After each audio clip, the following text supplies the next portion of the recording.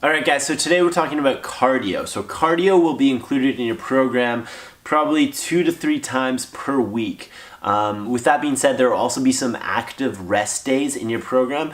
And what I mean by that is you're taking this day off from resistance training. But that doesn't mean I want you sitting on the couch all day just eating whatever you want. I still want you to get out and go for a hike with your family or go for a walk or do a yoga class, go paddleboarding, swimming. Involve other people. Get out in your community and enjoy yourself. In terms of cardio specifically, there are 2 different types of cardio. There's high intensity interval training, and then there's low intensity steady state training. Both forms of cardio are great, and they will be included in your program.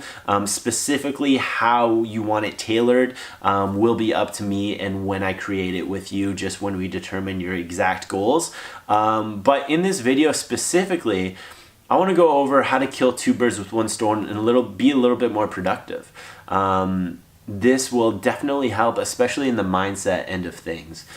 So first of all, I'll talk about high intensity interval training, and then second of all, I'll talk about low intensity steady state. So high intensity interval training, it's going to be tough. You're getting your heart rate up to almost 90% of its capacity. You're doing that amount of work for around 15 to 25 seconds, and then you're taking a rest period. And it's followed by work, rest, work, rest, work, rest for a specified period of time, depending on what your program identifies.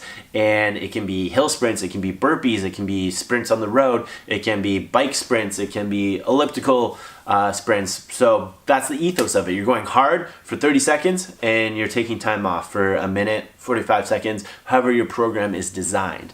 I want to talk about the last little bit of it, because the last little bit of it is when you're tired. Last little bit of it is when it's going to be difficult, it's going to be challenging. And I want you to push through that. I want you to make sure that you complete your desired amount of work. You complete the stated amount of cardio that you have to do. This is where the mentality comes in.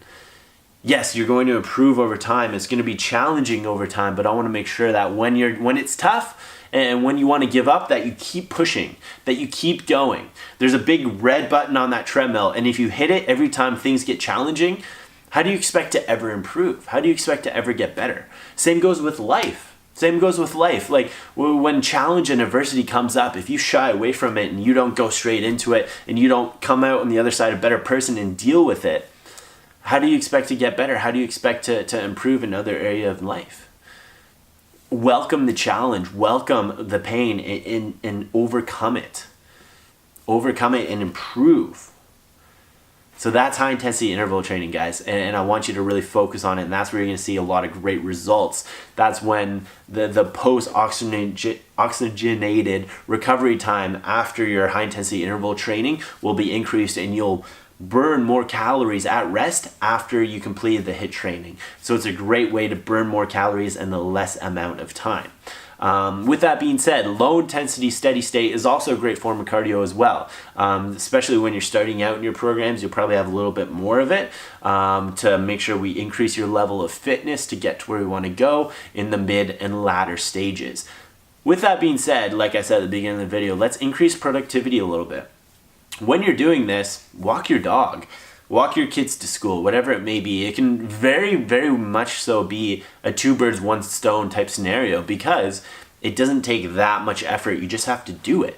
You're only getting your heart rate up to around 60% of your maximum rate. So listen to a podcast, listen to an audiobook, whatever it may be. How can you kill 2 birds with 1 stone with this type of training?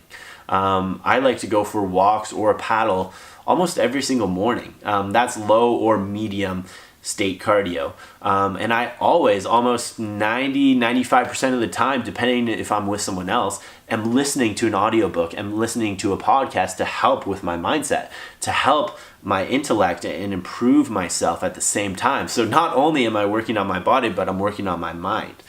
So think of different ways that you can include that as well and kill 2 birds with 1 stone.